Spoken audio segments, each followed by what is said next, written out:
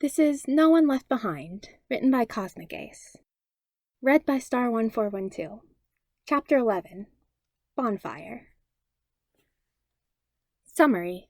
Mr. Flaming Dumpster gets punished, though maybe not to the extent we wish. They didn't make much progress on day number 1. Mrs. Inko presented some of the evidence, and Endeavor's lawyer tried to refute some of it.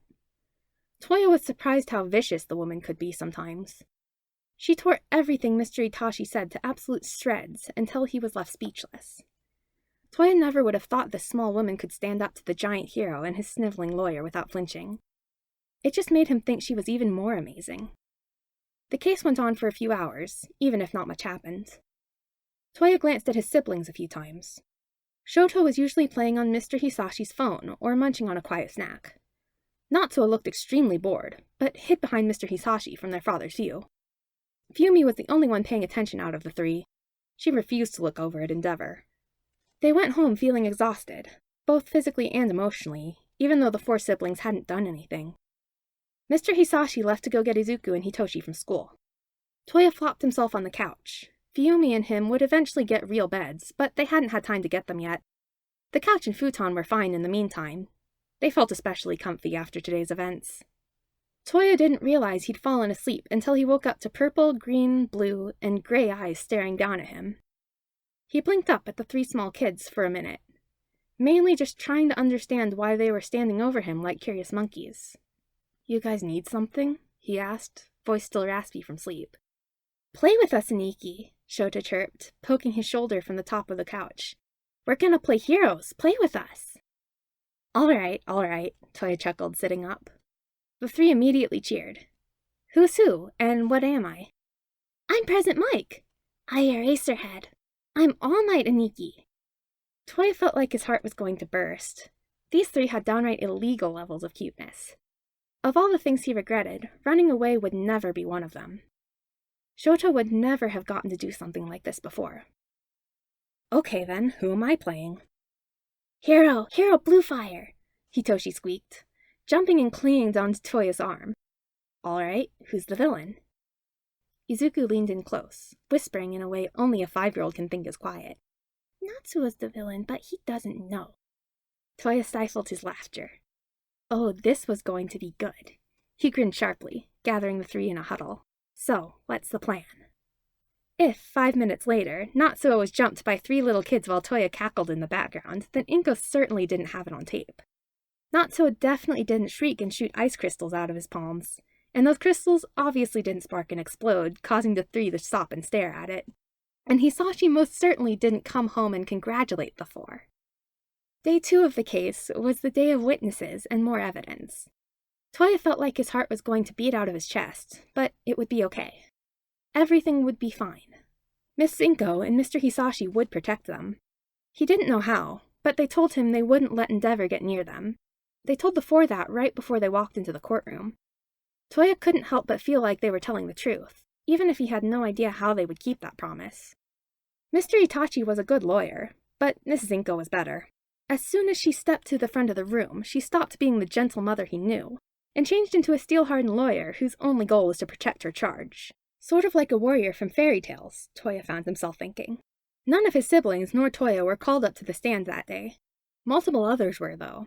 People who Endeavor had hurt somehow, whether that be property damage, burns, or killing a family member. There was even one person, a brother to a criminal Endeavor had roasted, that came to testify. It was obvious how much the man was trying not to cry. The villain had only been trying to steal a loaf of bread. Toya's stomach protested listening to all of it. A glance backwards told him Fumi felt the same. Shoto had on headphones, listening to a video on Mr. Hisashi's phone. Natsuo was asleep. He hadn't been able to sleep the night before. Toya only knew because he hadn't either. It went on for hours, again. And once again, they had returned home and crashed onto whatever soft surface was nearest. That included Toya this time, apparently. He woke up to 3 5-year-olds and Natsuo using him as a pillow. Hitoshi was just outright curled on top of his chest. The kid acted more cat than human sometimes. Toya went back to sleep shortly after. At least one of the siblings was supposed to give their testimony on day 3, but that got derailed. Mr. Itachi had tried to convince the court that Endeavor had not in fact used excessive force on villains. That sparked a nearly hour-long rant, read scolding, from Mrs. Inko. By the end of it, they had more important points to cover. Day 4 was when Fiumi got called to the stand. She was shaking, but kept a brave face. Toya wished he had a phone. The face Endeavor made when he finally realized his own children were behind this case was something he wanted to cherish forever. Fiumi's voice shook as she answered questions. Mrs. Inko did her best to speak gently to his twin, and they both appreciated it. She didn't meet Endeavor's eyes once. Natsuo came next. He was mostly more angry than scared. Toya knew he was still terrified, though. It was evident on the way he talked and flinched at fast movement. He was brave, though. Once he was done, Toya saw Mr. Hisashi sneak him a cookie. Both twins couldn't help but grin. Shoto spoke on day 5. He was young for a witness, but handled it well, even if he didn't look up from his lap once and whispered his answers. No one said a thing when he crawled into Toya's lap instead of going back to Hisashi. A 6-year-old throwing a fit would have been the last thing they needed anyway. Everything was going well. Toya himself didn't have to give him testimony, since it would just be repeating what his siblings had all said. Maybe a bit worse, considering the training his father had given him. Mrs. Inko was confident they would win. Toya was too. How could they not, when Mrs. Inko literally left their opponent speechless? She had done it more than once, too. Things were being uncovered that Endeavor had thought had been long since buried. Honestly, Toya was curious as to how Mrs. Inko found half of this. He also wasn't going to ask. Ignorance is bliss, plausible deniability and all that. Then, I would like to call Toya Todoroki to the stands. Toya froze, like a deer in the headlights. Mrs. Midoriya looked like she wanted to rip Mr. Itachi's head off. Said man was smiling smugly. Endeavor looked a bit confused, so this was obviously not planned. Toya got to his feet and shakily made his way over to the stand. He forced himself to stay calm as he said the oath. Panic meant fire, and fire meant forfeiting this. It also meant potentially burning others, or himself. Now, would you say your father cared for you? Emotionally or physically, Toya deadpanned, because the answer for both is none at all. Mr. Itachi's eye twitched. Toya felt a bit better. But he gave you a roof over your head, food readily available, and a space of your own? No, Toya growled, staring at the wood of the stand instead of Mr. Itachi. If we misbehaved, he threw us outside. If we didn't do exactly as we wanted, we weren't given a meal. Our rooms had no locks, and he came in whenever he wanted. Well, if you were doing something so bad, then perhaps it was a just punishment. Toya's vision flashed red. It took everything in him not to incinerate the man right where he stood. How dare he? How dare he? Toya got to his feet, glaring at the opposing lawyer with as much malice as he could muster. It was a lot. Fiumi was once given no dinner because she left her shoes in the wrong place. I was locked outside in winter for not using a quirk that burned my own skin. Natsuo got hit because he dared to mention All Might in the presence of Endeavor. Shoto, my 6-year-old brother, was punched repeatedly by a grown man in the name of so-called training, so don't you dare say it was justified, Mr. Itachi. Because you don't know us, or what that man put us through, and all you want is a big check at the end of this. Done with his snarled rant, Toya retreated back to his seat next to Mrs. Inko. He kept a tight lid on his fire. Even with the mental cap on it, he felt his skin heating beneath his fingertips. Not enough for actual flames, but definitely warmer than a normal person. Toya spent the rest of that trial day staring at the table. He knew things were being said around him, but he didn't hear it. His heartbeat was too loud in his ears. He felt like he blinked and they were back home. Shoto refused to let go of his hand.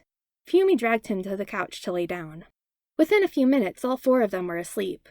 Toya's final thought before that was that maybe, just maybe, this really was home. Guilty! Fiumi and Toya immediately started sobbing. Natsuo cheered loudly, hugging his 2 siblings. Shoto began crying while clinging to Inko. He saw she was lifting the 3 into the air to squeeze them in a hug before even 2 seconds had passed. Inko half listened as the verdict was given. Endeavor was still getting away without prison time, but the children were free from him, as was his wife, who was in a mental hospital. The Midoriyas had custody over them now. Endeavor's license would be suspended, as would his pay. It would go on his record.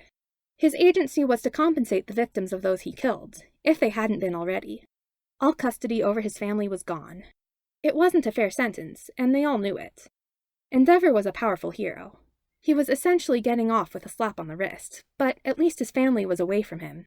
Inko wished she could have thrown the bastard into a prison cell, but the Hero Commission wouldn't allow that. Not when he was the number 2 hero. Inko could still wish. He was also paying the Midoriyas a substantial amount to not release anything to the media. Inko didn't react outwardly at the moment, not past looking like it would do. Internally, she was shrieking and already thinking of when they could go look at actual houses. She knew he saw she was thinking the same thing. The 4 children were given the option of changing their names alongside the switch in custody. Toya and Fuyumi shared a look, before declaring their last name would be changing. The 4 of them would now be the Hisame children. It was their mother's maiden name, they told Inko and Hisashi quietly. From that day on, the Midoriyas were 8 people strong. Even if their last names weren't the same, they were still family, and none of them would ever be left behind again. A knock sounded outside the door. The woman, who had been reading a book, looked up. Strange. That didn't sound like her usual nurse. Not exactly a bad change, if she was being honest. "Come in," she called. The door creaked open, revealing a woman she had never seen before. Not a nurse here, judging by her lack of scrubs. Her hair was green and tied up in a bun. She was small, but looked like a gentle person. "Hello, are you Miss Ray?" Ray nodded, curious about this new person. Everyone always called her Mrs. Todoroki. It hurt like shards of glass being called his. But there was no way to change that, not while she was stuck here. The woman smiled, shutting the door behind her. "My name is Inko Midoriya, and I've come to see you with some good news." Ray instantly gave her undivided attention. Even if it was something about Enji, it was better than nothing. Maybe this woman could tell her some of the things she'd missed in the outside world. It had been almost half a year now, hadn't it? "What is it? Are my children okay?" "They're perfectly fine, Miss Ray. In fact, this is about them. You see, they ran away some time ago."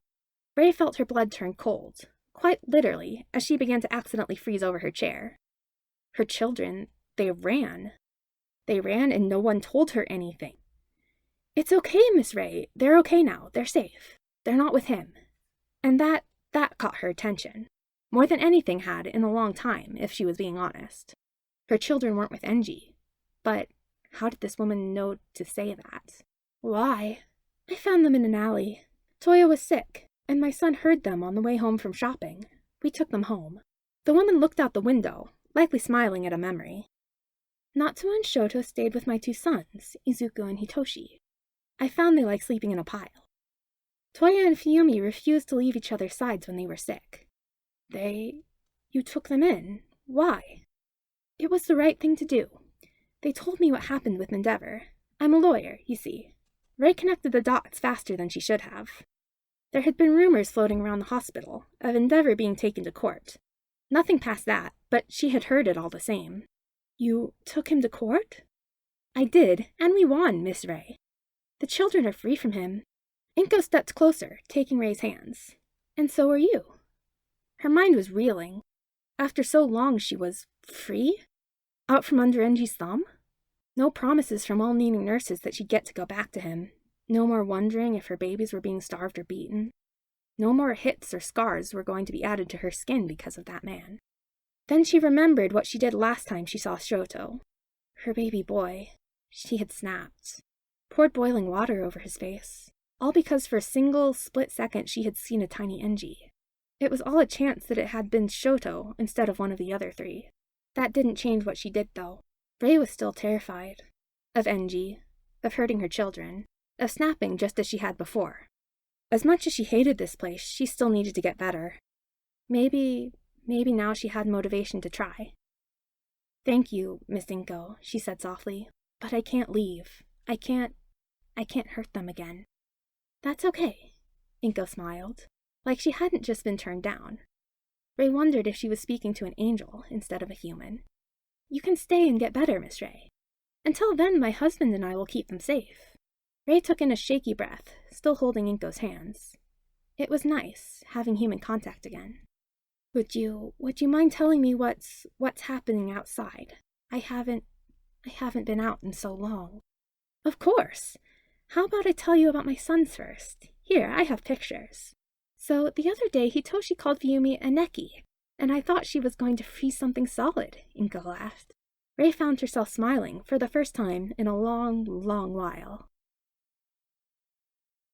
This was Chapter 11 of No One Left Behind, written by Cosmic Ace, and read by Star1412. If you liked this, let me know in the comments, and let Cosmic Ace know on the original work. And if you have any idea for other fics I could read, let me know and I'll see what I can do. Thanks for listening!